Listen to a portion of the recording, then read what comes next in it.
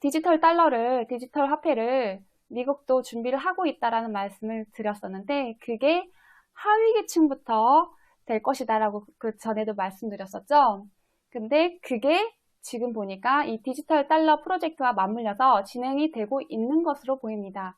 명분이죠, 명분. 이 뉴스를 보면 6월 12일 기사인데 350만 명이나 코로나 지원금을 못 받았다 이런 내용이 있죠. 이게 뭐냐면 계좌조차도 가질 수 없는 소외된 계층들 350만 명이나 되는데 이들이 못 받았다. 지원금을 못 받았으니까 이들을 위해서 뭔가 조치를 해야 된다. 그래서 연방준비제도의 연방계좌와 디지털 달러 관련 공청회를 열었다. 기존에는 이런 뭔가 돈을 지급을 해줄 때 계좌를 통하잖아요. 근데 계좌를 통하지 않고 P2P 방식, 피어투피어라고 해서 혹시 예전에 물론 그거는 예전 일입니다.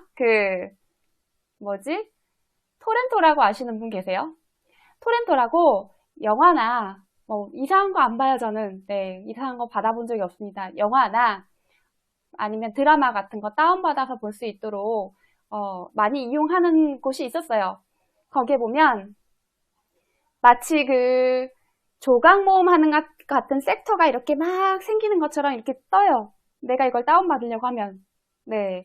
그게 어느 중앙 서버 어디에 딱 이렇게 정해져서 거기서 받는 게 아니라, 그 파일을 가지고 있는 각 컴퓨터에 켜져 있고 이제 공유를 허락한 컴퓨터에 거기에 다 접속이 연결이 돼서, 원활하게 받아줄 수 있는 순위대로 이렇게 해서 받아지더라고요.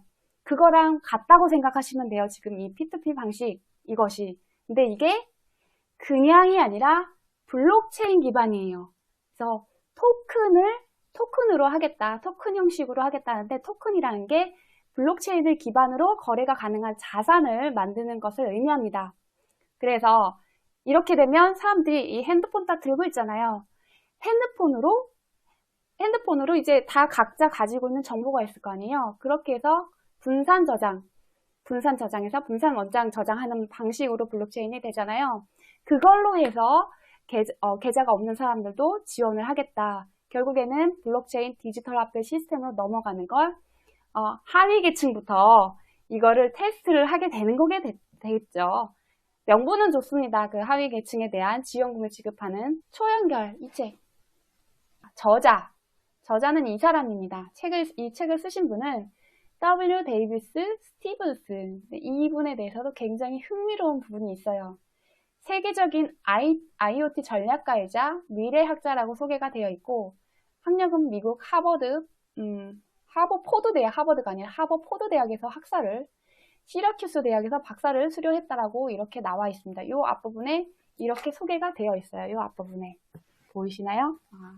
네, 화면이 작구나.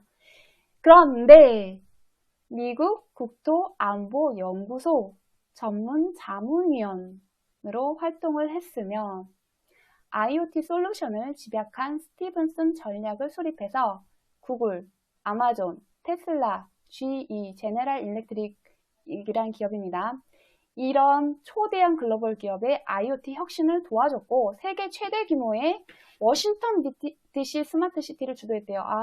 워싱턴 DC가 세계 최대 규모인 거는 오늘 이걸 읽으면서 처음 알았어요. 워싱턴 DC랑 또 바르셀로나 얘기도 이 책을 읽다 보면 얘기를 합니다. 네, 우리나라도 스마트 시티 국가 시범 도시가 됐는데 조금 늦었어요. 늦었지만 아마도 빠르게 이게 만들어지지 않을까, 구축이 되지 않을까 생각이 들어요. 우리는 체제를 바꾸면 쟤네들보다 순식간에 만들 수가 있고 북한 같은 경우는 정말 우리 남한에서 대한민국에서 기술 그대로 다 갖다 쓰고 뚝딱뚝딱 만들면 끝나요. 여시주 애들이 말했던 것처럼. 제가 여기서 왜 이 노란 글씨로 미국 국토안보연구소를 봤냐면 대부분의 여러분 인터넷이 우리나라에 들어온 게 두 번째인데 전 세계 두 번째로 우리나라가 인터넷을 했는데 처음에 미국의 군사 목적으로 인터넷이 개발이 됩니다. 그래서 미국의 아파넷 여기서 TCP/IP라는 걸 해서 인터넷이 되고 그 다음이 우리였어요. 그게 1982년 5월 15일입니다. 그때 이미 미국은 상당히 많은 기술들, 첨단 기술들이 구상이 됐고 만들어져 있었다라고 말씀드렸죠. 우연찮게 거기도 군사적인 목적으로 우리나라의 최첨단 인터넷을 사용할 수 있게 해줬고, 우리나라는 인터넷 ICT 강국이 됐습니다. 우리나라만큼 ICT 분야에서 강국인 나라가 뭐 평균적으로 특히 일반 사람들도 이용을 하는 게 다른 나라보다 빨리빨리 적응을 하고 보편적으로 사용을 하고 있다고 생각을 하거든요. 그런 걸 봤을 때 미국의 군사적인 목적이나 어떠한 테스트 개념에서 우리나라가 많이 활용되고 있지 않나. 역시나 민주연구원에서 같이 교류를 하고 있었던 게 랜드 연구소잖아요. 그 랜드 연구소가 국방 목적의 연구소였죠. 거기에서 미국 국방부에서도 지원을 받고, 있는 거기에 조직 중에 또 국토안보부 거기에서도 재정 지원을 받는 것이 소개되었는 거 지난번에 말씀드렸어요. 그리고 이 제너럴 일렉트릭, 이 책에서는 이 제너럴 일렉트릭에 대해서 굉장히 소개를 많이 합니다. IoT로 혁신을 이뤄낸 거의 최선도에 있는 기업으로 소개를 하고 있어요. 제너럴 일렉트릭 1892년에 설립된 세계 최대의 전기 소비기구 제조사였다 하는데 항공 엔진을 만들고 있습니다. 항공기용 제트 엔진 제조업체인 CFM 인터내셔널이라는 회사를 설립했다 하고, 생산량의 상당량을 미국 국방부에 납품하고 있다. 보이세요? 지금 4차 산업에 대해서 얘기를 할 때 미국 군사 분야에 연결이 안 돼 있는 게 없어요. 상당히 많이 연결이 되어 있어요. 저만 그게 보이나요? 네, 타타르님, GE라면 그 유명한 군사 분야 및 특수산업 분야 강자 중에 하나? 네. 그리고 이 책을 읽다가 정말 내가 생각하기에 트럼프가 왜 저랬는지 알겠다라는 하는 부분도 있었습니다. 이건 제 추측이에요. 뭐 벌써 이거부터 들어가면 좀 뭐 할 수도 있는데, 그럼 그거는 이따가 차차 얘기를 할게요. 또 지난번에 방송 안 보신 분도 계실 수도 있으니까, 이번에 우리나라 문재인이 더불어민주당이잖아요. 근데 대통령이 됐는데, 이 뒤에서 더불어민주당 산하에 있는 민주연구원이라는 싱크탱크가 이 뒤에서 교류를 하고 있었던 싱크탱크입니다. 근데 여시제를 제외하고는 전부 다 12개 가지고 온 건 미국 거예요, 미국. 여기는 영국이지만요. 네, 채텀하우스. 여기는 여시제랑 주로 두각을, 그러니까 표면적으로 많이 보입니다. 여기에 랜드 연구소. 보이세요? 랜드 연구소. 네. 이 랜드 연구소가 민주연구원이랑 교류를 해왔는데, 여기가 군사 문제에 대한 연구에서 세계적으로 권위가 있다라고 알려져 있고, 실제로 랜드 연구소가 이 조직을 보면 여기에서 FFRDCS라고 보이시나요? 네, 4개의 연방정부 지원 연구 및 개발센터에서 FFRDCS 이렇게 되어 있는데, 국가 안보를 이슈를 중점적으로 다룬다고 합니다. 여기에 보면 랜드 프로젝트 에어포스는 미국 국방부에서 재정 지원을 받으며, 국토안보부 운용 분석센터는 미국 국토안보부의 재정 지원을 받고 있습니다. 이걸 아까 말씀드린 거예요, 제가. 그래서 4차 산업혁명을 하는 데 있어서 미국의 국방 쪽에서 많이, 군사적인 목적에서 많이 이게 개발되지 않았을까, 처음엔. 그리고 전 세계를 단일화하는 데는 군사적인 것부터 해야 되는 게 맞는 것 같아요. 별자리 북극선님, 이제 보이시는군요. 네, 미국이 더불어공산당을 이용하고 자국의 이익을 챙겨 먹는, 그렇습니다. 미국의 이익이라고 하지만 결국에는 영미권의 소수 엘리트층, 금융재벌들, 그 집단이죠. 네. 이 책을 추천을 강력하게 하신 분, 이 정재승이라는 분, 이런 말을 합니다. 우리를 둘러싼 세상을 고스란히 디지털화한 뒤 그 엄청난 양의 빅데이터를 인공지능으로 분석해서 저비용, 고효율을 넘어 새로운 차원의 서비스를 제공하는 시대가 왔다. 성공하면요. 성공하겠지만, 네. 그리고 현실과 가상세계가 완전히 일치하는 세상을 만드는 것은 사물 인터넷, 이 기술이 결정적인 역할을 한다 하고, 이 책은 IoT를 중점적으로 조명을 하고 있어요. 전에 빅데이터, 그리고 인공지능, 그리고 IoT, 클라우드 컴퓨팅, 딱 이 네 가지를 제가 집어서 얘기를 했었는데, IoT를 중점적으로 얘기를 하고 있습니다. 그리고 데이터를 소유하려고 집착하지 말고 공유를 함으로써, 그래서 얘네들이 공유 경제 얘기하면서 공유를 굉장히 많이 떠들었잖아요. 거기에는 이 4차 산업혁명 때문에 그랬다는 거를 100%, 아니 손모가지 하나와 10,000%를 겁니다. 네. 그래서 이 공유 때문에 더 강력한 가치를 만들어낼 수 있다라는 말을 하고 있어요. 그리고 소셜미디어는 빅데이터를 양산하는 플랫폼에서 그치지 않고 비록 중앙화된 시스템까지는 아니더라도 신뢰의 네트워크를 구축하는 데 크게 기여할 것이다. 빌더버그 회의 기억나세요? 작년 빌더버그 회의 어젠다 중에 하나가 뭐였죠? 소셜미디어의 무기화였잖아요. 지난번에도 보여드렸었는데, 자, 작년에 2019년도 빌더버그 회의에 참석한 사람들, 자 보세요. 마이크 폼페이오 국무장관과 그의 전임자 헨리 키신저. 헨리 키신저는 여러분 다들 아시는 딥스테이트예요. 그리고 스위스에서 67번째 연례 행사를 빌더버그 회의를 가졌다. 이 얘기예요. 이때 마이크 폼페이오 네, 참석했죠. 키신저고 마이크 폼페이오입니다. 마이크 pompeo는 전에도 말씀드렸지만 트럼프가 대선 치를 때 지원을 해줬던 미국 총기협회가 이 정치인들 등급을 매긴다고 했었잖아요. 등급을 매겨서 6등급으로 나눠서 야 얘네는 우리가 지원해줄 만한 애들이야.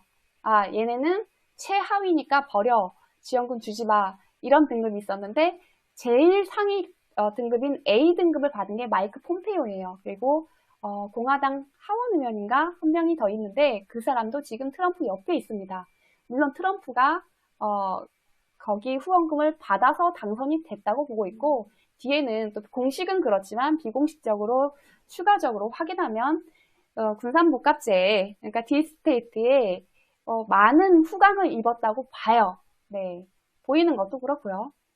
그래서 마이크 폼페이오도 거기에서 A등급을 받았던 사람이기 때문에 지금 트럼프 옆에 있는 게 의미가 없지 않다, 의미가 있다라고 봅니다. 그런데 같이 헨리 키신저랑 그리고 4위 쿠슈너도 같이 갔죠? 쿠슈너도 같이 트럼프의 사위 쿠슈너도 같이 이 빌더버그 회의에 참석을 했다. 이거는 의미가 아주 크다고 생각하셔야 돼요. 네.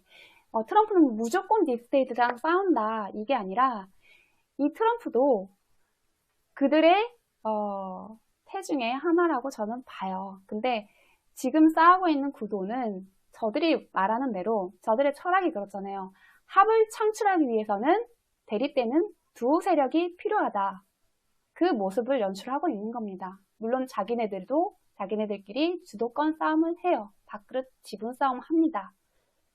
이런 사람들이 우리나라 선거에도 개입을 했고 선거뿐만이 아니라 민주연구원에 12개의 지금 미국의 싱크탱크들이 붙어 있어요. 그 말은 뭐냐면 우리나라가 정책 결정을 하거나 우리나라에서 일어나는 일이 그냥 얘네들, 지금 정권 애들이 결정하고 있는 게 아니라는 말입니다. 지금 일어나는 일도 마찬가지로 같이 영향을 받고 있을 거예요. 네. 이거 크게 잘 보이게 써놓은 게 있는데 이렇게 여기에서 소셜미디어를 무기화하겠다라는 내용도 있었어요. 이게 우리 디지털 민주주의를 달성하겠다라고 하는 것과 무관하지 않습니다. 물론 이 어젠다요. 빌더버그 회의의 어젠다 중에 소셜미디어의 무기화라고 여기 써있죠. 선거에도 소셜미디어가 무기화돼서 이용이 됐습니다. 빅데이터를 추출하고 그걸 분석을 해서 사람들을 본인들 찍을 수 있게 영상이라든지 어떤 것들, 어젠다를 보여줌으로써 끌어온 거죠. 선동한 거죠. 한마디로 얘기하면 선동. 우리 시체팔이 선동하듯이 우리나라 민도 테스트를 하면서 소셜미디어를 활용해서 많이 선동을 했었던 부분도 있다고 봐요. 그 민도 테스트에서 우리나라가 이제는 이 디지털 사회주의로 진입해도 되겠다라는 판단이 서지 않았을까. 그래서 촛불 시위도 기획이 됐었던 걸로 보이고, 내세운 거는 일단 뭐 중국을 이용을 많이 했지만 그 뒤에는 중국만 있었던 것이 아니라고 봐요. 그리고 오바마가 2008년도에 선거를 할 때도 이용된 게 빅데이터, 소셜미디어였고, 그 이후에 재선을 2012년도에 할 때도 이용됐던 게 빅데이터 선거. 네, 아주 적극적으로 2012년도에는 정말 대단하게 이용을 했다. 그래서 거의 신앙처럼 믿는다. 오바마가 빅데이터를 신앙처럼 믿는다 그랬죠. 그때도 이용된 게 소셜미디어였어요. 페이스북과 트위치. 네, 그리고 트럼프도 2016년도 대선 때 똑같이 빅데이터 선거를 했고, 똑같이 그래서 이번에 캠브리지 애널리티카 그 문제가 그거잖아요. 소셜미디어에서 내 정보를 무단으로 가져가서 내 의지와는 상관없이, 물론 뭐 동의는 했겠지만 알고 약간의 동의를 한 건 아니니까 그걸 다 읽진 않잖아요.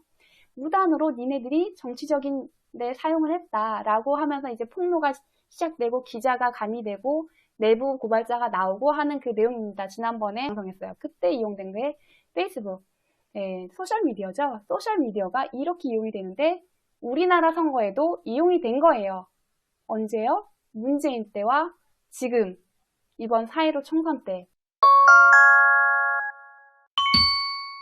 이 책을 읽다 보면요, 여기에서 가장 먼저 너네들이 IoT로 혁신을 하려고 한다면 이걸 먼저 해라 라고 하는 부분이 보안이에요. 소비자한테 신뢰를 얻어라, 이 말을 하고 있습니다.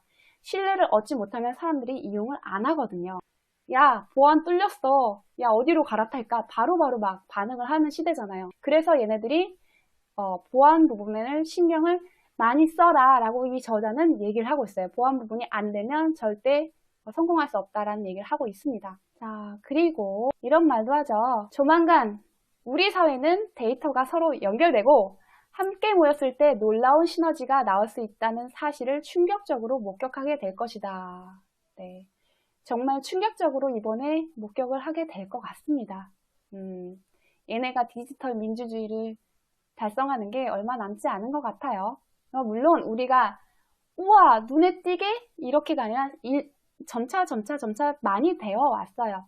전자정부도 그 과거부터 쭉 수립이 됐었고 이렇게 진행이 많이 돼 있었고 2001년도 김대중 때부터, 그리고 그 스마트 시티 같은 경우도 과거에 시도해서 한번 실패는 했지만 유비쿼터스라고 이번에 성공을 할 것 같아요. 네, 성공을 하고 있습니다. 실패를 통해서 얘네들은 인내를 하고 또 부족한 부분을 채워서 다시 시도를 하죠. 이번에는 성공을 완전히 할 것 같습니다. 그래서 우리가 이 공유가 되는 데이터들로 인해서 어떠한 일이 일어났는지 목도하게 될 것이라고 보아요. 그리고 이거에 대해서 아직까지 피부로 와닿지 않는다, 이거는 먼 미래의 일이다 라고 하시는 분들도 계셔서 현실에서 이미 여러분이 우리가 이거 사용하고 있어요. 사실 4차 산업혁명의 가운데에 있고 이미 우리가 이걸 누리고 있습니다. 다만 그게 딱 티나게 이제 시작 요이 땅 요게 아니기 때문에 여러분이 모르는 거예요. 우리 생활에 스며들고 있는 걸.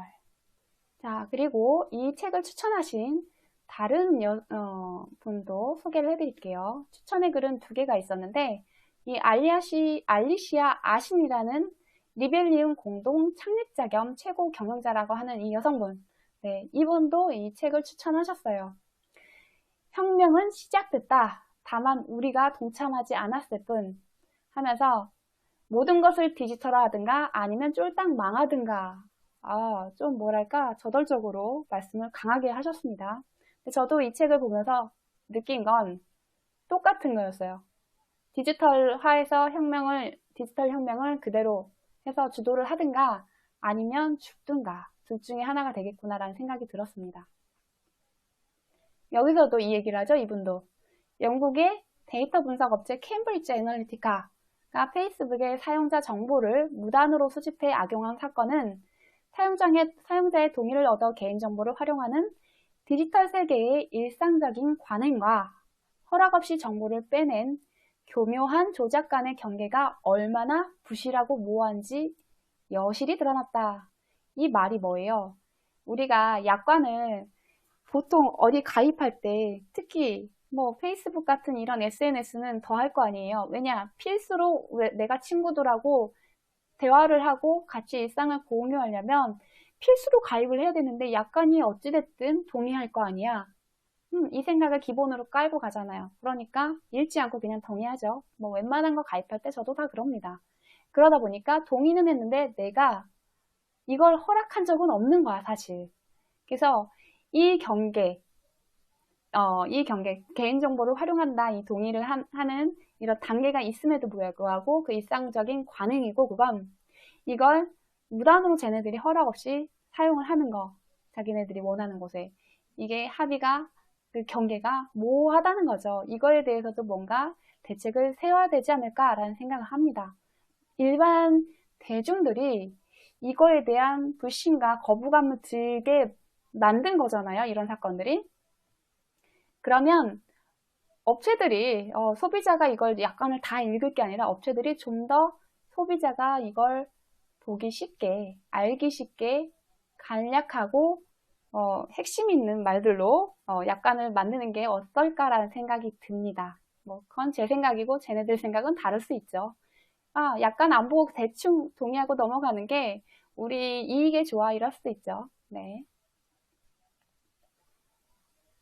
자, 그리고 추천액을 이어서 얘기를 하자면 사람과 기업은 더 합리적으로 변하고 똑똑하게 진화할 것이다. 우리는 그러한 정신이 지배하는 사회를 데이터크라시, 여긴 또 뭐 데이터 민주주의라고 또 이렇게 얘기를 하는데 더 완전하고 새로운 민주주의 가능성 또한 이끌어낼 수 있으리라 전망한다. 여러분은 이걸 어떻게 생각하세요?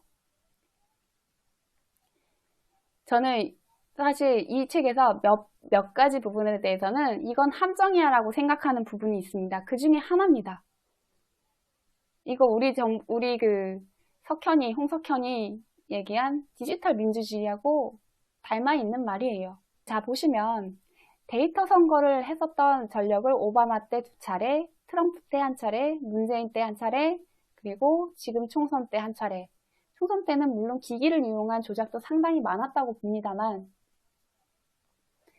이걸 봤을 때 그 기기로 조작하는 것도 사실 내가 이 후보에 대해서 떨어뜨리려면 상수 얼마만큼 정해진 숫자만큼 퍼센티지만큼 쭉쭉쭉쭉 시간별로 이렇게 빼낼 거야 라는 계획이 있으려면 그 데이터를 가지고 지지율 데이터를 가지고 분석을 하고 얼마만큼을 빼야 되니까 데이터 기반으로 한 게 맞아요. 네. 그 데이터 이 여자가 지금 말한 게 데이터크라시잖아요. 데이터 민주주의. 이거 과연 믿을 수 있을까요? 왜냐하면 그 데이터를 가지고 분석을 해서 사람들을 공략을 하고 생각을 어떻게 보면 세뇌시키는 거거든요. 이게 사실이 아닌데 사실인 것처럼 그렇게 해서 본인들이 유리한 선택을 하도록 이끌어가는 겁니다. 그래서 과연 이것을 민주주의로 부를 수 있을까? 라는 생각을 하는 거고 우리는 이게 우리가 한 선택이고 우리가 자유로워. 막 자유 있는 사람이 자유인이야. 라고 생각을 하지만 사실상은 이런 분석에 의해서 상대방의 빅데이터를 분석할 수 있는 사람들은 개인은 아니잖아요. 네, 그들에 의해서 우리가 지배당하는 것과 같다라고 봅니다. 그래서 민주주의가 아니라 이건 전체주의입니다. 얘네들이 말한 얘네들이라고 표현하긴 그래요. 이 여자는 거기에 계신지 안 계신지 모르니까. 근데 지금 이걸 움직이고 있는 딥스테이트들이 얘기하고 있는 지속 가능한 발전이라는 단어에 검색을 해보시면 의사결정의 통합이라는 부분이 나와요. 그런데 자유는 없죠. 네, 그렇습니다. 그래서 지금 독재 국가들이 가장 먼저 블록체인의 선두에 있고 블록체인 선거를 치르려고 하고 있다라는 것만 봐도 이게 어떤 용도로 이용되는지 여러분 감을 좀 잡으셨으면 좋겠어요. 그렇다고 이걸 반대해야 돼 이게 아니라 어쩔 수 없는 흐름이고 우리는 여기서 주도권을 가져가야지 살아남습니다. 저자가 W. 데이비드 스티븐슨 이 사람이 이런 말을 합니다. 네트워크 효과가 완전히 실현되면 지구는 테슬라가 상상한 것처럼 아주 작은 조각인 삶을 하나하나가 모여 주기적으로 순환하는 진정한 전체이자 엄청나게 큰 뇌가 될 것이다. 저는 전에 이런 상상을 해본 적이 있어요. 인간이 죽으면 의식의 무게가 있다라는 얘기도 있는데 몇 그램 있다라는 얘기도 들었어요. 근데 저도 굉장히 영생을 하고 싶어하는 사람 중에 한 명이기 때문에 과거에는 더 열렬했습니다. 그게 종교적인 게 아니라 과학적으로 어떻게 할 수 있는 방법이 없을까라는 생각. 근데 인간이 죽어서 이 의식의 무게가 있다라고 하니까 이 의식이 혹시 한 곳으로 모이는 장소가 있지 않을까라는 상상도 해봤어요. 그런데 그 의식의 집합체가 하나로 모였을 때 엄청난 거대한 지능 집합체가 되는 거죠. 그래서 우리의 삶이 좀 고단한 부분도 있었기 때문에 그런 생각을 했습니다만 어떠한 경험을 통해서 데이터를 쌓는 경험을 쌓는 그러한 과정이 아닐까 하나의 거대한 집단 지성을 갖추기 위해서 이런 생각도 해본 적이 있어요. 근데 이게 상상에서만 일어나는 게 아니라 이 IoT를 통해서 전 세계가 연결이 되고 초연결이 돼버리면 지구 자체가 엄청나게 큰 뇌가 될 수 있다라는 거죠. 그리고 이게 이따가 말씀드릴 거지만 디지털 트윈이라는 방식으로 세계가 이렇게 디지털화 돼버리는데 여기에 또 테슬라의 그 일론 머스크가 사람의 의식을 얼터드 카본이라는 미드 보신 분 계실 거예요. 넷플릭스에서. 제가 되게 재밌게 봤는데 의식을 여기 디스크를 여기다 놓고서 목 뒤에 딱 놓고서 의식을 다운로드 합니다. 실시간으로 다운로드하고 이 사람의 육체가 죽었어. 그럼 이거 빼가지고 다른 육체에 심어요. 돈 없는 사람들은 범죄자의 육체를 이용하고 돈이 많은 사람들 그 사람들은 천년 만년을 산다는 얘기를 하는데 그래서 이름이 무드셀라들이라고 불러집니다. 그 사람들은 육체를 클론으로 만들어서 보관하고 있다가 자기네들이 죽으면 그걸 디스크를 빼서 꽂아요. 네. 그렇다면 의식을 업로드가 가능하다는 거거든요. 디지털상에. 물론 그거 작업을 많이 했을 거다라고 생각을 합니다. 어차피 뇌에서 나오는 자극은 전기 자극이에요.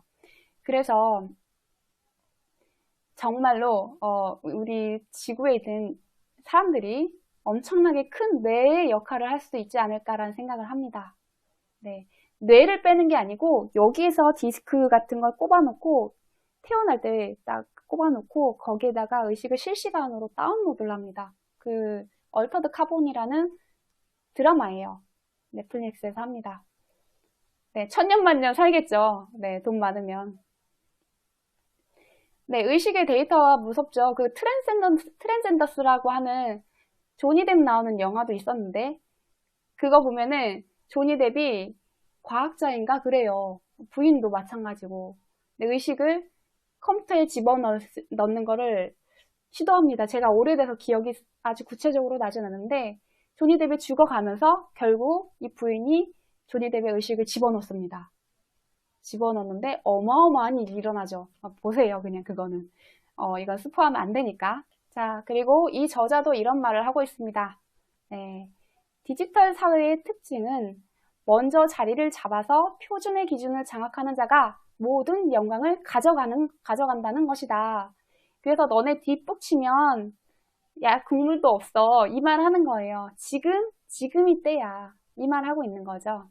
물론 이 책을 쓴 거는 2년 전으로 나와 있어요. 볼까요? 2018년, 2년 전이죠. 네. 이 데이비드 스티븐슨이라는 사람이 2년 전에 이거를 쓰면서 이런 얘기를 한 겁니다. 그러니까 2년 지난 우리는 조금 늦었어요. 네, 이제부터 열심히 해서 같이 선두에 쓸 수 있도록 노력을 해야 된다는 겁니다. 자, 그리고 여기에서 이 책은 사실 기업을 대상으로 썼어요. 개인을 대상으로 쓴 게 아니라. 왜냐면 IoT를 이용해서 수집된 정보들, 데이터를 가지고 기업이 어떻게 활용을 하고 소비자에게 어떻게 공유를 하고 그러므로 해서 중간에 우리가 집단실명에 빠져있는 이 집단실명이라고 표현을 하고 있는데 우리가 보지 못하는 생산 과정이라든지 소비자가 이걸 물건을 사고 끝나는 게 아니라 그 뒤에 어떻게 사용을 하고 어떻게 선호를 하고 또 이걸 나중에 구매를 할 의사가 있는지 없는지까지 이런 모든 부분을 다 캐치를 한다는 거죠. 그래서 여기에서 보면 IoT 솔루션을 기반으로 모든 정보를 조직원이 실시간으로 공유하고 이건 생산하는 그 조직원을 말하는 거예요. 생산하는 게 뭐 자동화되고 했다고 해서 모든 인원들을 다 감축하는 걸 추천하지 않습니다. 왜냐면 결국에는 혁신적인 생각을 내는 것 자체가 아직까지는 AI가 아니라 그 일에 숙달된 빅데이터를 분석하는 인간들이라는 거죠.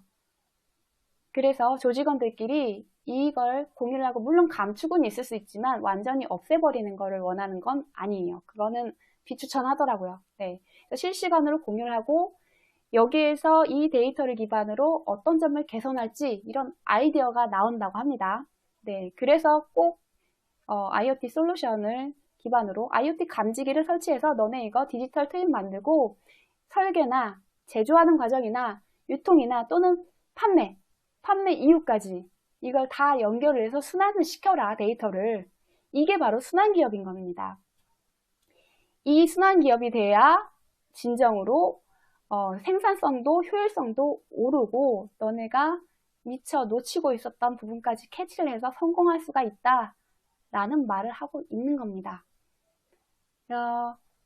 그 사물 인터넷에 대해서 지난번에도 말씀을 드렸지만 혹시 못 보신 분도 계시니까 다시 한번 사물 인터넷이 뭔지 사전적인 정의를 좀 가지고 와봤어요. 지난번에 자료 재탕했습니다. 네. 네, 사물 인터넷이란 인터넷 오브 띵스라고 하는데 이 사물들이 인터넷으로 연결돼서 데이터를 서로 주고받아요. 뭐 기계 대 기계, M2M이라고 해서 머신 대 머신으로 해서 주고받을 수도 있고 사람과 기계 이렇게 연결돼서 주고받을 수가 있고 뭐 그렇죠. 뭐 회사와 사람, 기계를 통하는 거지만 그렇게 해서 주고받을 수가 있는 여러 가지 인터넷을 통해서 연결된 모든 주고받는 이것들을 사물 인터넷이라고 합니다. 사물의 대상에 제한이 없어요. 기계도 되고 뭐 핸드폰, 심지어 전구, 비행기, 사람, 그리고 어떠한 지역. 네, 지역이라고 하면 딱 안 떠오르시겠지만 자율주행이라든지 내비게이션을 떠올리시면 될 것 같아요. 네, 그렇게 데이터를 주고받으면서 분석과 처리를 하는 기술이나 환경을 IoT, 사물 인터넷이라고 합니다. 그래서 상태 확인도 가능하고 원격으로 우리가 조정도 가능하고 그 여러분 집에서가 아니라 외부에서 집에 있는 강아지 지켜본다고 카메라 스마트 홈, 뭐 CCTV 이런 거 다루시는 분 있잖아요. 저는 강아지를 안 키웁니다만 김 감독님도 그거는 안 다셨어요. 근데 스튜디오에 그런 건 안 다셨는데 이걸 달아놓고 이걸 딱 보는 사람은 제가 이렇게 봤는데 이걸 화면의 각도를 돌리기까지 하더라고요. 원격으로 핸드폰으로. 네, 이런 걸 말하는 겁니다. 그리고 사람과 장소 이것까지 얘기했죠. 그리고 이것뿐만이 아니라 우리가 결제를 할 때 이 결제 프로세스도 결국은 사물 인터넷이라는 거죠. 유형의 것도 있고 무형의 것도 있다는 말입니다. 이 모든 것이 사물 인터넷에 포함돼요. 네. 그래도 좀 어려운가요, 설명이? 네, 유나이티드 코리아님, 광고에서 보셨다고요? 네, 그렇죠. 그리고 이 사물 인터넷이, 우리가 아직 뭐 이런 걸 즐기고 있지 않다라고 생각하시는 분이 계세요. 뭐 이거 아주 먼 얘기야 라고 하시는데, 그렇지 않아요, 여러분. 우리가 실시간으로 핸드폰 요금을 내가 데이터를 얼마나 썼나 하고 들어가서 보는 것도 사문 인터넷에 포함되는 거고요. 왜냐면 그쪽에서 데이터를 실시간으로 나한테 내가 쓰고 있는 걸 받고 그걸 기반으로 거기서 데이터를 한 다음에 또 우리한테 쌍방향으로 주잖아요. 이거 사문 인터넷입니다. 지난번에 5월 10일 네, 그때 제가 차병원을 갔어야 되는 일이 있었는데 좀 컸어요. 서울 한복판에 있는 데 사서 어플을 하나 깔으래요. 어플을 깔으라고 해서 왜요? 했더니 어플을 깔고 와이파이를 켜고 그 위치를 공유를 해놓으면 공유 중요하죠, 얘네들. 네, 공유를 해놓으면 내가 여기 초음파실이면 초음파실, 주사실이면 주사실, 영상실이면 영상실 그 앞에 갔을 때 메시지가 뜨는 겁니다. 도착 완료, 체크를 할 수 있는 게. 이게 사문 인터넷인 거예요. 우리 생활에 들어와 있습니다. 네, 연결이죠. 우리 아까 말씀드렸듯이 차량을 가지고 내비게이션을 틀어서 내가 사실 길치라서 길을 구분을 못해. 10번을 가도 그 길을 기억을 못해. 내비게이션 키잖아요. 딱 켜서 그 내비가 안내해주는 대로 이동을 해서 목적지에 도착을 하죠. 목적지만 입력을 하면 그것도 실시간으로 나의 위치를 데이터를 주고 그리고 내가 목적지에 도착하기까지 요즘에는 교통 그 혼잡까지 다 캐치를 해서 빨간색, 노란색, 초록색 이런 식으로 길이 표시가 됩니다. 그래서 어느 길로 가야 더 빠를지까지 시간도 도착 시간까지 이렇게 데이터를 받아서 우리가 운전을 해서 가죠. 이것도 사문 인터넷입니다. 그래서 여러분 이게 먼 미래의 이야기가 아니라 이미 우리가 쓰고 있어요. 생활에 들어와 있습니다. 네, 맞아요. 유나이티드 코리아님 말씀하신 대로 미래에는 범죄도 줄어들겠네요. 그 미래의 범죄가 줄어들게 하는 거, 그 영화 유명한 거 있잖아요. 그거 기억나시죠? 마이너리티 리포트. 그 영화 같은 것들이 현실이 될 수 있어요. 여기 보시면 네, 영상을 제가 좀 따왔습니다. KBS 거예요. 이를 탐지해 추적을 시작합니다. 동시에 과거 범죄 통계를 분석해 해당 상황의 위험도를 측정합니다. 뒤따르는 사람이 모자나 마스크로 얼굴을 가렸는지 또 흉기를 들고 있는지도 파악해 범죄 위험이 크다고 판단되면 즉시 경찰에 통보합니다. 선진국에서는 이미 사후 대응에서 사전 예방 중심으로 패러다임이 변화하고 있고요. 이러한 부분들이 AI CCTV 기술과 결합해서 새로운 첨단 사회안전 시스템으로 발전해 갈 것으로 사료됩니다. 연구원은 법원 판결문에 실린 다양한 범죄 유형을 학습시켜 예측 정확도를 끌어올린 뒤 올 연말쯤 서울 서초구에서 시범 운영에 들어가 2022년까지 개발을 완료할 예정입니다. 네, 이거 보면 사실 중국이 제일 먼저 떠오르지 않아요? 중국이 한 것과 지금 여성분들 귀가하는데 안심기가 한다 하면서 CCTV 설치해가지고 요거 하는 것과 종이장 한 장 차이예요, 사실. 이 종이장 한 장 차이입니다, 이거. 이게 좀 떨어져야 될 때 종이장 한 장 차이예요, 한 장. 쟤네들 이 감시하는 기술을 어떻게 썼죠? 정부에 반하는 사람들을 체포하는 데 썼잖아요, 사실. 그리고 그런 IoT 감지 시스템을 가로등에 우리나라도 이제 가로등 전멸기 해가지고 가로등 있는데 그 센서, IoT 센서들이 부착이 되어 있어야지 데이터가 쌓이고 전송이 되고 하는 거잖아요. 거기 홍콩의 가로등에 그 센서 달아놓고 범죄를 예방하는 데 쓴 게 아니라 우리가 봤을 때는 인권 탄압이라는 범죄를 저지르는 데 쓴 거잖아요. 정말 이 기술은 누가 쓰느냐에 따라서 달라진다는 걸 보여준 표본이죠. 종이장 한 장 차이인 거예요. 어떻게 쓸까의 차이. 곤장아님, 이게 인권 침해 요소가 커서 필요를 최소한으로 그쳐야 되는데 라고 말씀하셨는데 저도 그렇게 생각합니다만 이미 민식이법을 통해서도 그렇고 여성 안전기가 그리고 노인보호구역까지 해서 CCTV를 죄다 쫙 깔아버렸어요. 이미 CCTV 밭입니다. 그리고 사각지대, 없다고 보여지지만 사각지대가 있는 곳은 드론으로 띄워서 하겠다고 해요. 얼마 전에 또 뉴스 보니까 드론 행정을 하겠다면서 성남시였나요? 제주랑 드론 특구 같은 거 만드는 모양이더라고요. 좋게 생각하면 또 좋은 부분, 네, 또 있어요. 이 기술을 이 4차 산업혁명을 제가 이걸 생각을 하면서 과연 우리 우파라고 하시는 분들이 집권을 했었을 때 과연 이만큼의 속도로 진행이 가능했을까라는 생각도 해봤습니다. 이건 제가 쟤네들 편이 들고 싶어서 이런 게 아니라 사실 기술을 빠르게 이식을 하려면, 정착시키려면 부작용이 따라요. 저항도 있죠. 거센 저항이 있습니다. 변화에 사람들은 쉽게 순응하지 않습니다. 그래서 온갖 욕바지를 하면서 상식에 어긋나고 자국의 국익을 해친다라는 정도까지의 일을 하면서 이걸 하도록 명령을 받은 것 같습니다. 그래서 전에도 제가 이거 쟤네들이 멍청해서가 아니라 누군가에 의해서 그 명령을 임무를 수행하는 중이라면 정말 잘 수행하고 있는 거다 라고 여러 차례 강조를 해드린 적이 있었어요.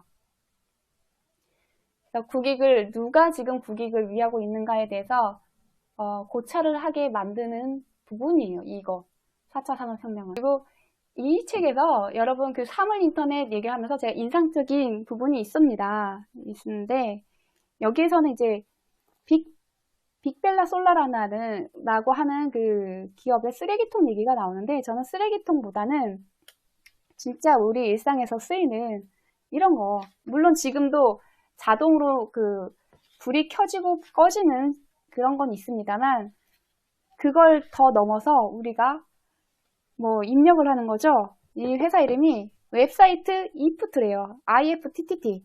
여기가 레시피라는 게 있는데, 이 사이트의 검색창에 특정한 명령문을 입력을 하면 수많은 소프트웨어와 온갖 IoT 기기를 연결할 수 있다라고 하면서, 내가 점심에 샌드위치를 먹을 거다 그러면 식당 알아봐줘, 괜찮은 식당 알아봐줘, 나중에 볼 수 있게 내 노트북에 재미난 유튜브 동영상도 좀 모아놓고 이러면서 레시피를 다 입력을 할 수가 있다는 거예요.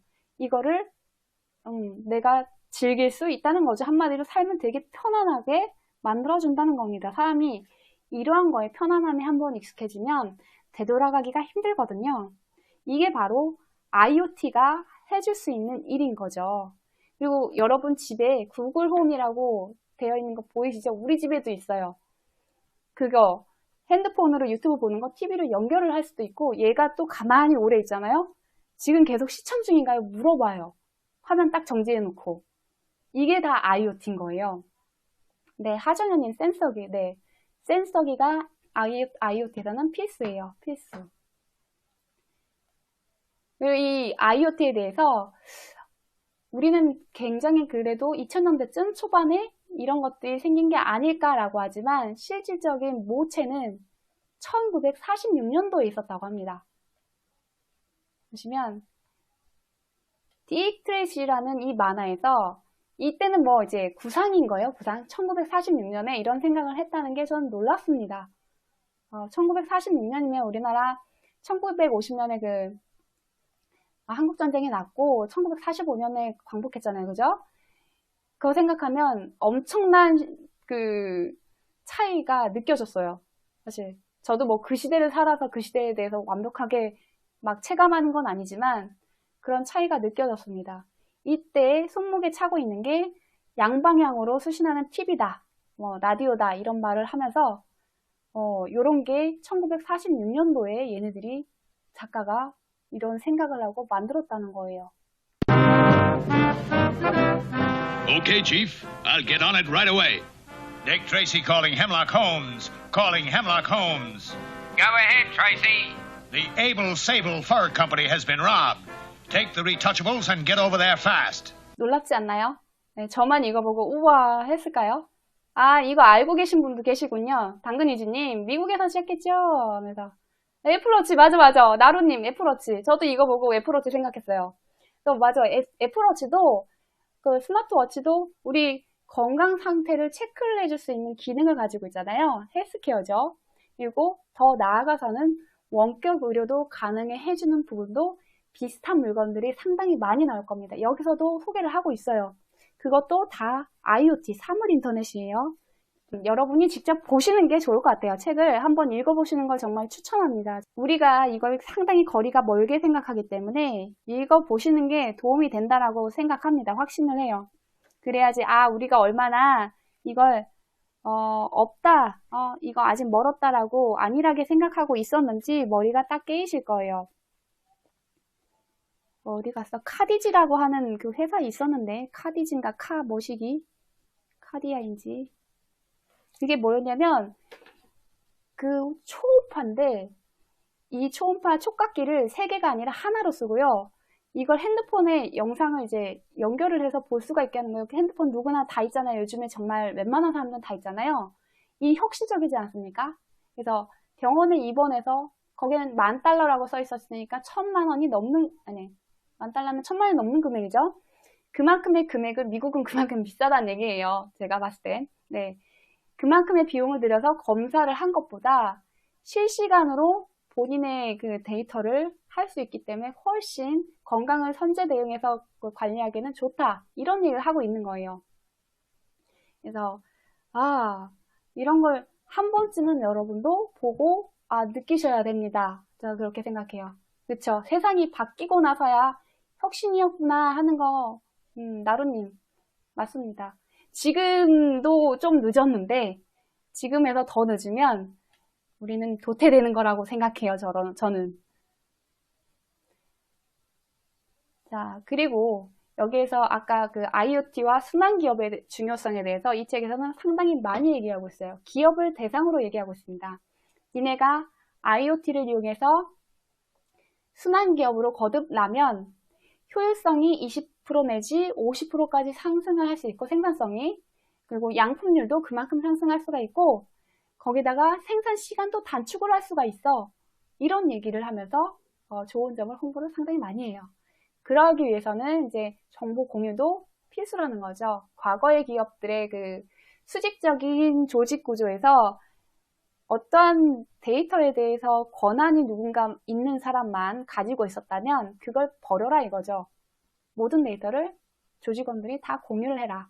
IoT를 이용해서 가진 그 데이터를. 그래야 혁신이 일어난다. 이런 얘기를 하고 IoT의 중요성을 얘기를 하고 있었어요. 그러면서 뭘 얘기하느냐? 디지털 트윈. 디지털 트윈이면 무슨 말인지 아시죠? 트윈, 쌍둥이. 그거에 대해서 생소하실 거예요. 저도 이걸 보면서 처음 알았습니다. 그래서 이해를 돕기 위한 영상을 퍼와 봤어요. Smarter career and actually developing, progressing and as a smart city. I think you're doing some excellent work. 현실을 쌍둥이처럼 그대로 담아내는 가상의 세계. 디지털 트윈과 함께 새로운 미래로 향하는 문이 우리 앞에 활짝 열렸습니다. 저희 LS와 전주시는 디지털 트윈 기반의 스마트 시티라는 새로운 문을 엽니다. 앞으로 대한민국의 모든 도시들이 더욱 내실 있는 스마트 시티로 발전해 나갈 수 있도록 최선을 다할 것입니다. 세계들을 데이터를 활용해서 스스로 해결하는 도시야말로 스마트 시티가 아닐까 싶습니다. 저희가 만든 스마트 시티 이야기 지금부터 시작하겠습니다. 이날 참가자들이 가장 주목했던 기술은 디지털 트윈. 현실 세계의 사물과 공간, 건물 등의 정보를 디지털 정보로 구현하는 건데요. 스마트 시티에선 아직 시도해 본 적이 없는 미지의 영역이랍니다. 전라도가 이제 디지털 트윈 도시가 첫 번째로 되는 모양이에요. 이 영상이 언제 거냐고 물어보셔서 제가 이게 2년 이내의 걸 가지고 왔을 거예요. 7개월 전 국토인터넷방송국 이민아 교수님 거를 제가 이제 추천에 떠가지고 봤는데 이건 좀 영상이 길고 좀 그래가지고 일단은 그분 거 말고 이렇게 보기가 그래도 이해가 조금 쉬울 것 같은 걸로 쉽게 접근할 수 있는 걸로 가지고 온 거예요. 김기현님 평행우주 같은 느낌이네요. 또 보여드릴게요. 인간의 행동을 분석해 가상세계에 그대로 구현하고 쌍둥이처럼 동작하도록 하는 디지털 트윈. 싱가포르 정부는 2018년 도시 전체를 그대로 복제해 3D 가상현실로 구현해놓은 버추얼 싱가포르를 완성했고 현재 건물 관리는 물론 교통, 환경 등 다양한 분야에서 디지털 트윈을 활용하고 있습니다. 이걸 영상으로 시각적으로 보시니까 이제 좀 와닿으시죠? 여기 보면 제네럴 일렉트릭이 나와요. 근데 이 책에서도 제네럴 일렉트릭을 IoT로 이렇게 순환기업이 돼서 선도하는 최전방에 있는 그런 기업으로 표현을 하고 있습니다. 뭐 지멘스 이야기도 나오고 다른 기업 이야기들도 예를 많이 나오는데 제가 봤을 때는 지금 중점적으로 GE를 홍보하고 있어요. 제네럴 일렉트릭을. 네, 여기에서도 역시나 2000년대부터 제네럴 일렉트릭을 얘기를 하면서 그때부터 디지털 트윈을 했다라고 하죠. 이게 시초가 CAD와 그 건축 디자인 하는 그런 프로그램에서부터 모체가 돼서 시작이 된 거라고 합니다. 그래서 실제로 디지털 트윈이라고 용어를 만들어서 나온 사람이 2000년도에 나왔다 이런 얘기를 여기서 하고 있었어요. 이 부분이 있어요. 인간 디지털 트윈. 여기 나오네. 제네럴 일렉트릭의 윌리엄 루라는 사람이 언젠가 모든 인간에게 태어날 때부터 건강관리를 도와줄 디지털 쌍둥이가 생겨서 우리 몸의 상태를 예측해 관리할 수 있으리라고 내다봤다. 띠용. 여러분, 이게 무슨 의미인지 여러분은 짐작하세요? 물론 아주 고맙고 좋은 측면도 있어요. 내 쌍둥이가 디지털 가상에 있어서 내 장기 상태를 실시간으로 알 수 있고 내 모든 상태, 건강 상태를 모두 알 수 있고 혈관이나 뇌나 뭐 심장, 간, 콩팥 모든 걸 안다고 생각해 보세요. 그걸 쌍둥이가 하나가 생겼다고 생각해 보세요. 걔가 모든 걸 시뮬레이션 돌려서 이미 알아. 이거는 이제 건축 현장에서도 마찬가지예요. 똑같은 디지털 트윈을 만들어 놓고 얘를 어떻게 했을 때 어떠한 무리를 줬을 때 어떻게 되는지 시뮬레이션 돌려. 어떤 폭발에 또는 어떤 충격에 어떠한 반응이 있을지 시뮬레이션을 돌린다고 합니다. 그리고 다시 원상복구 시킬 수가 있다는 거죠. 그 정보를 우리가 센서를 장착을 해서 실시간으로 주고받고 업데이트는 항상 되고 평생 나랑 같이 인간이 만약에 그렇게 된다면 나랑 같이 평생 사는 거야. 이 쌍둥이가. 평행우주 같네요. 아까 그 말이 저도 되게 와닿았어요. 그래서 만약에 이거랑 일론 머스크가 뇌에 그 칩 박는 것뿐만이 아니라 의식을 전산화해서 다른 사람 몸에 넣을 수 있다라고 했잖아요.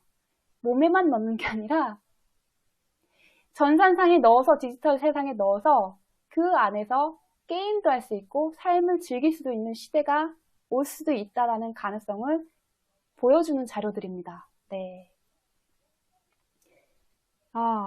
뭐 물론 그 과정의 과도기에서는 의식이 됐는데 디지털상에 못 넘어갔다. 의식이 디지털상에 들어가는 게 없다라고 하면 육체를 다른 사람 걸 강탈할 수도 있겠죠. 더 젊고 예쁘고 멋있고 훌륭한 사람.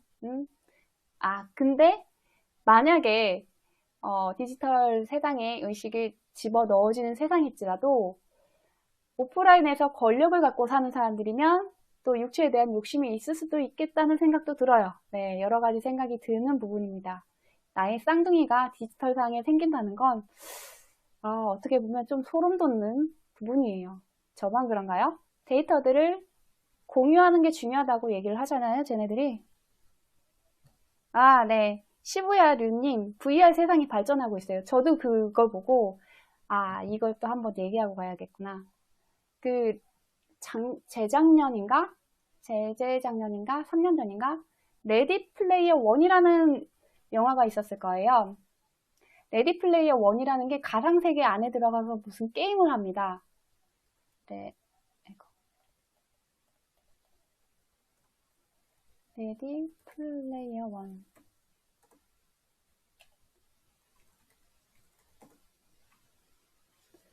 마치 이게 생각이 났어요. 이게 2018년도 판타지 이렇게 나오네. 2018년도면 2년 전이네요. 가상게임에 들어가서 내가 내 의식을 가지고 게임을 하는 게 있거든요. 딱 이거가 현실이 되지 않을까 이런 생각이 들었어요. 근데 실제로 그게 문제가 돼가지고 현실에서도 아마 공격을 받는 걸로 알고 있습니다. 이러기 위해서는 우리가 데이터를 많이 수집을 하는 게 아무래도 유리해요. 특히 개인은 이거 빅데이터 줘봤자 개인이 쓸 수 있는 게 뭐 얼마나 되겠어요. 사실 기업들이 이걸 이용을 하면서 수익을 창출하는 거고 우리한테 편의를 제공하는 거지. 그걸 뭐 개인한테 준다고 해서 그걸 무기로 쓸 수도 없고 크게 활용 못 합니다. 다만 공유하는 범위가 소비자의 편의를 위한 부분이 있다면 그 부분은 공유를 해주겠죠. 여기서도 그렇게 얘기하고 있어요. 자, 그런데 이미 저들끼리는 이 우리의 데이터를 공유를 하기 시작했다는 거죠.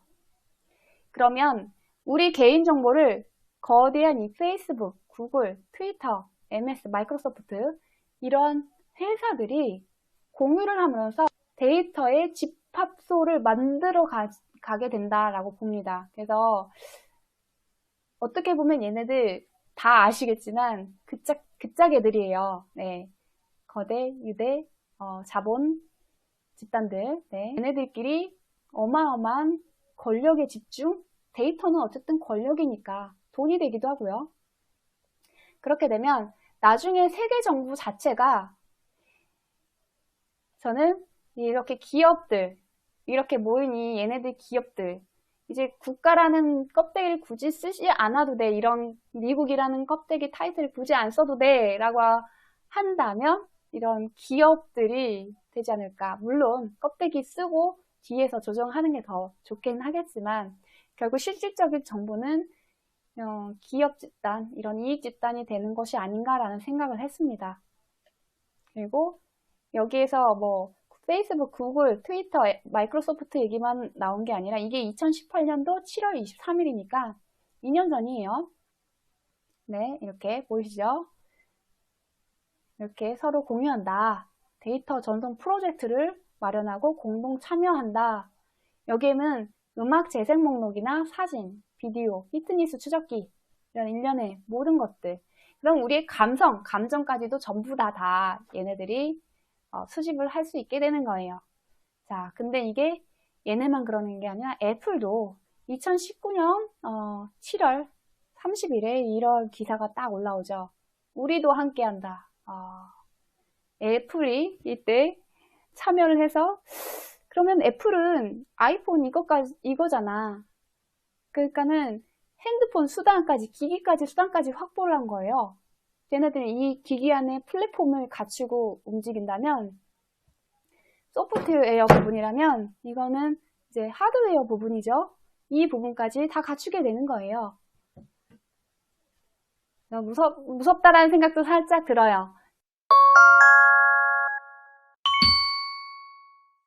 트럼프는 당선되고 나서 그동안 군비를 증액을 했고 계속 군산 복합체들의 이익을 대변해줬죠. 그러면서 다른 나라에 너네 우리가 이렇게 굳이 부담을 해주고 경찰로도 탈 필요 없어 하면서 너네 국방 니네가 해 하면서 무기 팔았잖아요. 무기 팔고 다녔잖아요. 거기에 이 센서가 들어가 있다고 친다면 어떤 일이 벌어질까요? 물론 과거에도 뭐 어떠한 비행물체가 원격 조종을 당했다라든지 최근에 1월 달에 이란에서 있었던 일, 여객기 폭격당한 거 저는 그걸 그래도 부정을 하려고 애를 썼지만 사실 거기에 화웨이에 관련된 사람들이 화웨이에 관련된 엘버타주의 사람들 굉장히 많이 타고 있었단 말이에요. 걔네들은 이게 여객선이 아니라 미사일로 인식을 됐다고 했어요. 그래서 상대 국가에 스파이 심은 거랑 똑같은 거지. 그렇지 않을까? 상상력. 이건 상상이에요. 근데 기본적으로 이거를 해체해서 들여다볼 수 없도록 방어 시스템은 거기에 되어 있다고 합니다. 상대 국가에서 우리가 수출을 했는데 너네가 이걸 뜯어봐? 못 뜯어보게 이게 방어 시스템이 되어 있대요. 근데 여기 제네럴 일렉트릭에 대한 내용을 읽다 보면 그리고 어떤 배터리 업체에 대해서 얘기하면 제품을 만들고 나서 센서를 부착하는 게 아니라 만드는 과정에 그 안에다 센서를 부착을 한대요. 그리고 한번 항공기가 떴다가 내려올 때 0.5TB의 데이터가 축적이 된다고 합니다. 그 데이터를 또 필요한 사람한테 팔기도 하는 이런 구조예요. 데이터라는 게 여기에서는 그렇게 수만이 됩니다. 그런데 이건 뭐 그 부가 설명을 드린 거고, 데이터 순환에 대해서.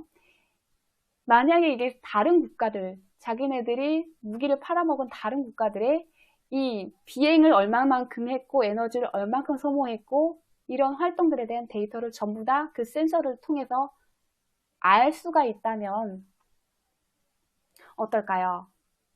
네, 나머지는 여러분이 생각해 보시면 좋을 것 같아요. 네.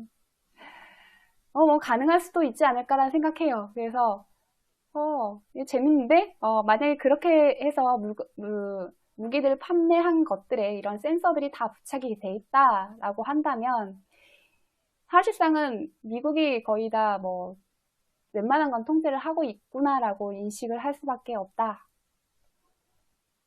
뭐 지금도 마찬가지지만 그런 생각을 해요. 그리고 JP 모건에 대해서 그 얘기를 드려야 될 것 같아요. 왜냐면 이 JP 모건이 이번에 디지털 화폐를 낸다고 하는데, JP 모건이 원래는 최초의 미국의 군산복합으로 성공한 재벌입니다.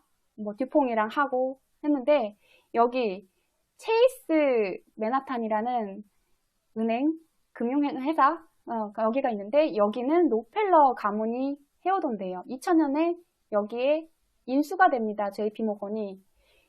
그럼 우리가 그동안 등장했던 자료들에 JP 모건도 나왔고 록펠러도 나왔는데, 얘네들이 지금 코인을 만들고 있어요. 코인. JPN 코인. 그래서 디지털 화폐 목적으로 이게 발행이 되는 거예요. 이거를 보니까 이 디지털 화폐 패권이 그냥 당장의 디지털 달러로 쑥 가는 게 아니라 많은 코인들이 난립하게 될 것 같아요. 그 중에 민간이, 그러니까 발행은, 디지털 달러는 발행은 중앙은행이 합니다. 민간이 하는 게 아니에요. 그런데 이런 많은 스테이블 코인 형태, 이런 식으로 해서 많은 코인들이 난립을 하고, 그 디지털 자산이라고 불리는 변동성이 심한 거 말고 스테이블 코인으로 해서 화폐 역할을 막 하다가 결국에는 디지털 달러로 다 흡수가 되는 시스템이 되지 않을까, 네, 생각이 들어요. 중간 단계에서. 이 부분은 좀 머리가 아프실 수도 있는데, 제가 또 이걸 왜 가지고 왔냐면, 이제 앞으로 뭐 그렇다고 해서 자동화되고 IoT로 우리가 굉장히 효율성, 생산성 높아진다고 해서 인간이 다 해고가 되거나 실업자가 되진 않는다라고는 말씀을 드렸는데, 여기서도 보면 벌써 구조조정을 해요. 네. 회사의 소프트웨어 개발 분야와 벤처 활동을 분리한다는 목적으로 구조조정을 한다, 이런 얘기를 14%를 한다는 얘기가 나오죠. 그 골드만삭스라고 여러분 금융회사 아실 거예요. 제가 봤을 땐 금융 쪽에서 이게 가장 먼저 칼바람이 불고 있는 것 같습니다. 골드만삭스가 언제였지? 정확히 언젠지는 기억이 안 나는데 600명을 해고했어요. 600명을 해고하고 인공지능으로 대체를 한 대를 합니다. 했는데 그 한 대가 600명이 한 달에 걸쳐서 할 일을 3시간 만에 해버렸대요. 네, 이더리움 기반인 모양이군요. 네, 이더리움 기반입니다. 네. 그리고 그래서 이 인공지능을 프로그램을 업데이트해주고 관리해줄 사람을 2명을 채용했다고 합니다. 600명 중에 598명이 해고가 된 거예요. 그러니까 앞으로 금융 쪽은 웬만하면 계획을 안 하시는 게 좋을 것 같다라는 말씀을 드리는 겁니다. 우리나라도 정신을 좀 차려야 되지 않을까. 근데 뭐 차려봤자 어차피 흡수가 됩니다. 제가 봤을 땐 카카오, 네이버 할 것 없이 금융 쪽에 다 뛰어들어서 결국엔 얘네들이 유통을 시킨 다음에 뭐 껍데기 회사 전부 다 가져가는 게 아니라 지분을 뺏기지 않을까. 그런 식으로 순서로 가지 않을까. 삼성처럼. 뭐 그렇게 되면 삼성처럼 지분만 뺏기는 거면 사실 파이가 더 커지기 때문에 우리나라에 이득이 될 수도 있지 않나요? 전 그렇게 생각합니다.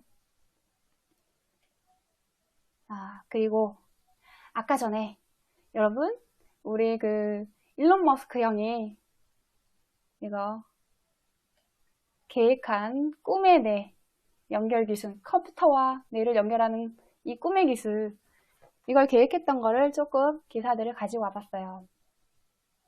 이건 2019년 7월 17일 제헌절이네.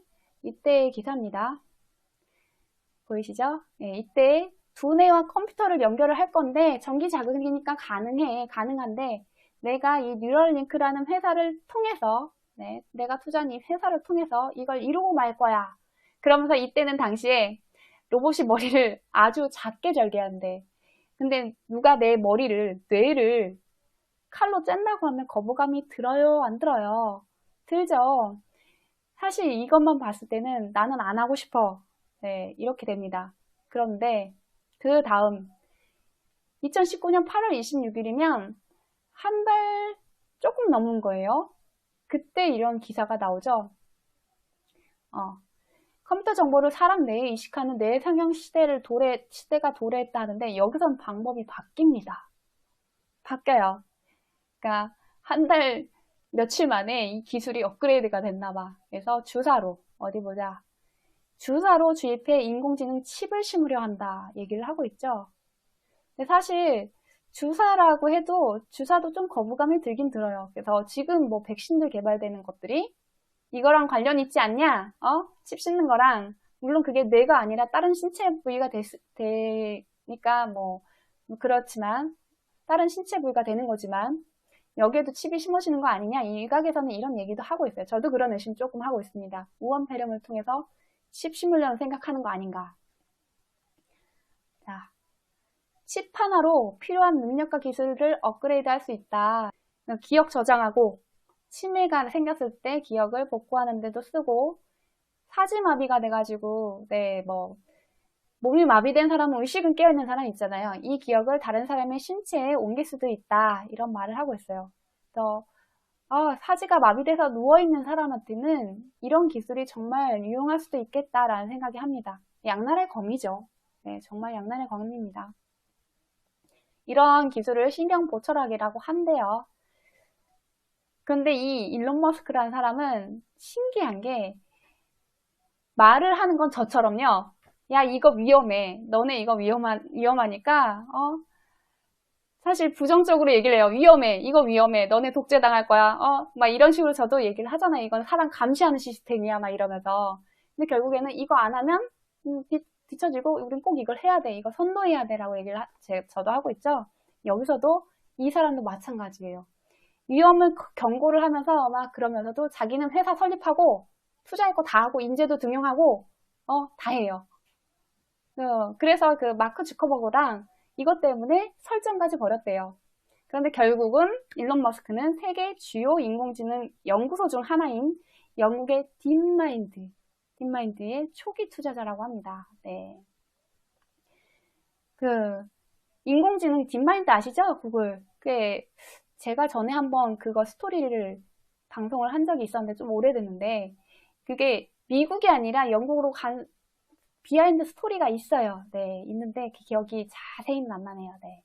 일론 머스크의 인공지능 투자에 대해서 또 일론 머스크가 2015년에서 2016년에 그러니까 아주 많이 했다라고 여기서 언급하고 있어요. 그때부터 이제 본격화가 됐다 얘기를 하고 있어요. 그리고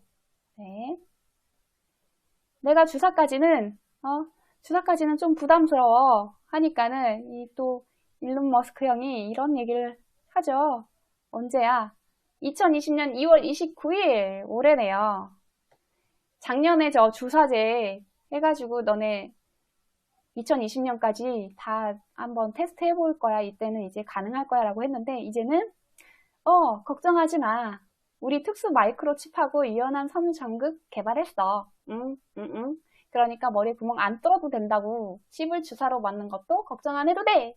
그거는 지금 생각 중인데 시험은 할 거지만 미래에는 레이저로 이식이 가능해. 레이저로. 머리니까 여기를 만져야겠지? 레이저로 이식이 가능하다. 이 얘기를 하고 있는 거예요. 그렇게 되면 정말 지금 QR코드 한참 찍고 다니죠? 어디든. QR코드로 전기 자극을 굳이 이 칩을 물리적으로 박아서 안 하고 레이저를 QR코드를 그려가지고 한다 라고 하면 전기 자극이 거기까지만 도달하면 되는 거 아니에요? 레이저 잘만 해가지고 위치만 잘 해가지고 그러면 정말 보편화되는 거는 다른 주사나 절개 방식보다는 훨씬 빠르지 않을까라는 생각입니다. 펠릭스 스트롤님, 난 문신도 거부하는데 뭘 심어?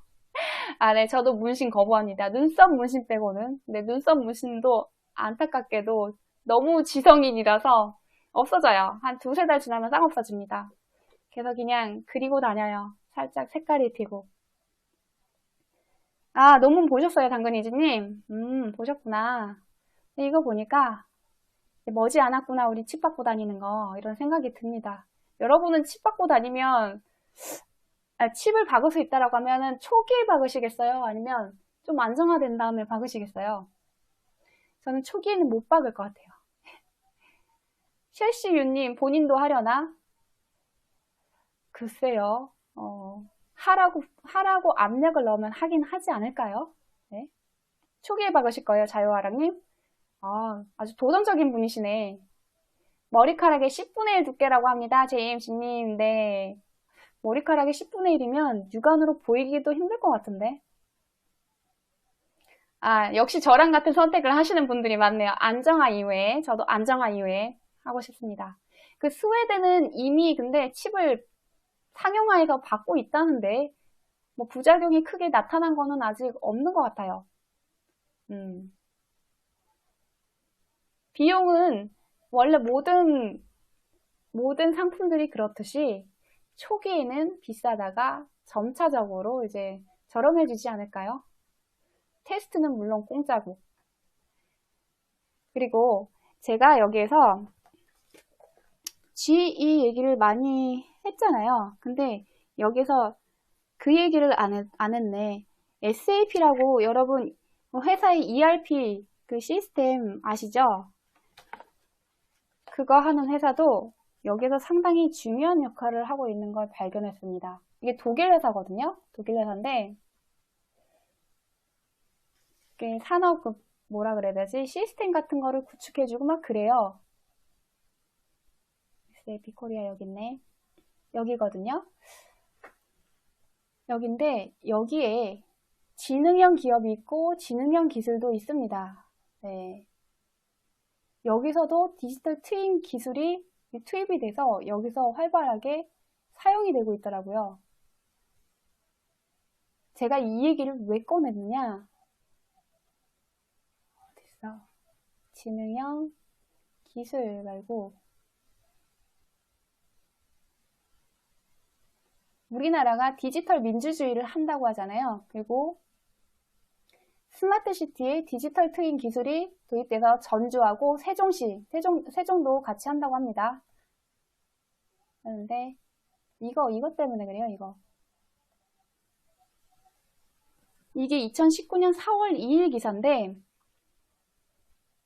SAP 코리아하고 K-썬인지 K-셀은인지 지능형 국가를 실현하겠다고 이제 협약을 맺었대요. MOU를 맺었대요. 양해각서를 체결했대요. 여기 내용 보니까 디지털 혁신 기반의 지능형 국가 실현과 확산을 위한 거다라고 하는데 지금의 디지털 민주주의를 달성하는 것과 아주 밀접한 관련이 있는 부분이에요. 왜냐면 디지털 트윈을 도시를 전부 다 만들어 버리는 작업을 하려고 하니까 그걸로 인해서 정보 공유를 하죠. 또 공공 부분은 내년까지 한다고 합니다. 내년까지 공공 부분에 있는 정보는 전부 다 공개를 해서 공유를 할 수 있도록 한다고 해요. 근데 여기에 누가 나오냐면 어디 보자. 네, 이 내용을 보다 보면 돌아가신 이민아 그 교수님인가요? 박사님인가요? 이분이 K-셀은 여기에 이사장이셨대요. 그래서 4차 산업 시대를 선도하는 오픈 싱크테크 네트워크 비전 얘기하고 SAP가 보유한 디지털 혁신 기술에 대한 전문성을 통해 정부가 추진하는 지능형 국가의 실현과 확산을 앞당길 수 있도록 노력하겠다. 이분이 유튜브 찾아보시면 검색을 하시면 정말 많은 그 강의를 하셨더라고요. 제가 잠깐 보고 다는 못 봤는데 기회가 되시면 보시는 걸 추천해 드릴게요. 네, 8월 달에, 4월 달에 이게 프로젝트가 추진되고 있었는데 8월 달에 8월 3일인가 돌아가신 걸로 나와요. 부정맥으로. 네, 안타깝습니다. 여기 SAP 코리아 대표는 지능형 국가의 근간이 되는 데이터를 분석하고 가공해서 새로운 혁신 기술에 적용하는 일은 SAP가 전문성을 보유했다. 우리가 이 분야는 짱이야. 이 얘기를 하는 거예요. 그래서 우리 정부가 추진하고 있는 지능형 국가 구축에 참여를 해서 국가적 차원에서 새로운 가치를 창출함과 동시에 국민의 편의를 증진하겠다. 이런 말을 하고 있습니다. 자, 이거하고 관련이 있지 않을까? 네. 광화문 광장의 촛불을 보면서 많은 반성을 했습니다. 어떻게 하면 촛불에서 확인된 민심이 하나로 모여서 희망찬 나라가 설 수 있을까? 이 고민 끝에 작은 결론을 내리게 되었습니다. 바로 리셋 코리아입니다.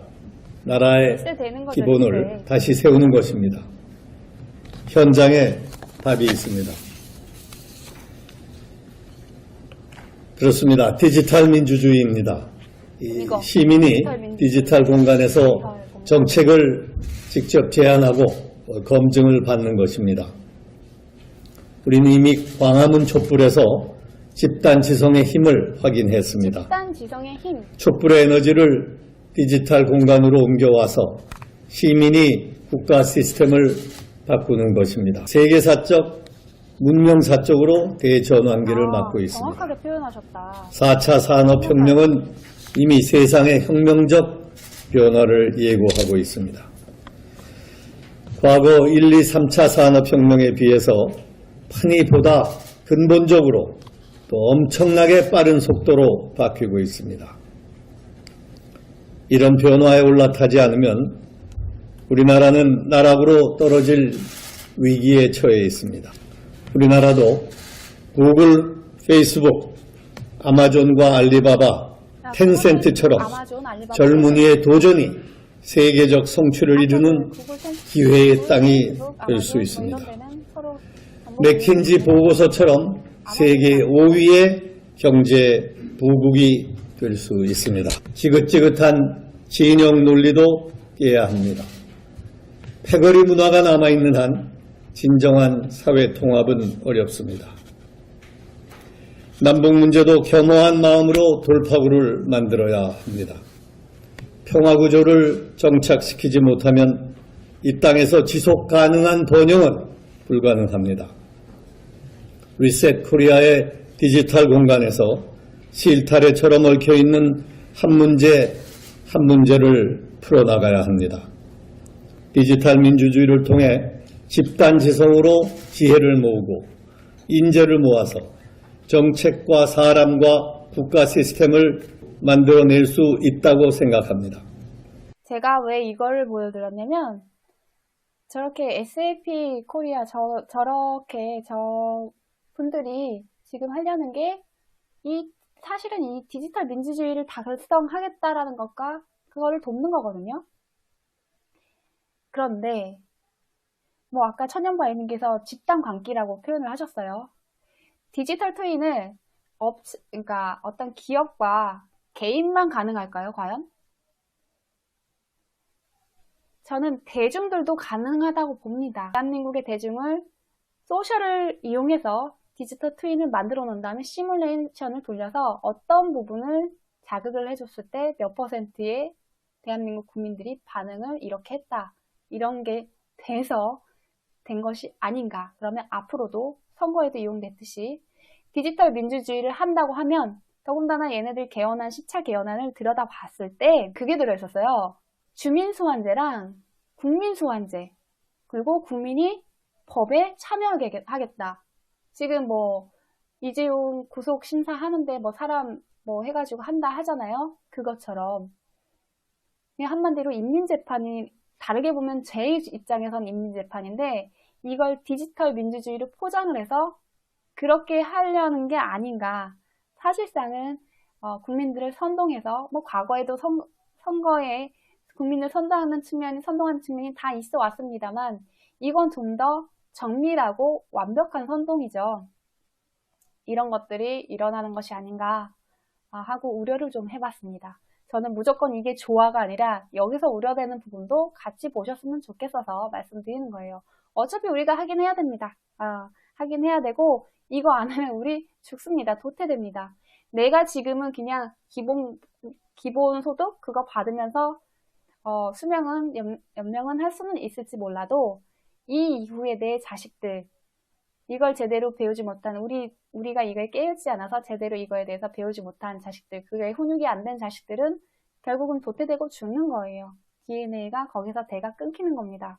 네, 제가 오늘 많이 알려드릴 수 있었는지는 모르겠지만 이해를 좀 도우려고 노력은 했습니다. 그리고 이 책은 한번 꼭 보시는 걸 추천드려요.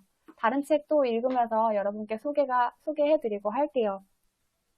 많은 실례들이 들어있습니다. 그래서 여러분께 도움이 돼서 여러분이 나중에 어떤 걸 배우고 어떤 거에 분야에서 매진을 하겠다라는 이런 플랜이 나올 수 있도록 했으면 좋겠습니다. 그래서 여러분뿐만이 아니라 자식 세대도 다 같이 살아남았으면 좋겠어요. 우리가 살아남아야 국익도 추구할 수 있는 거예요. 대한민국의 정체성을 지킬 수도 있는 거고요.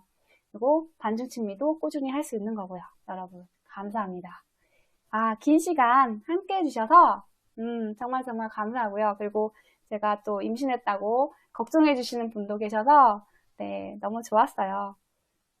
네. 그러면 오늘 방송은 여기서 마치도록 하고요. 여러분 편안한 밤 되십시오. 바이바이.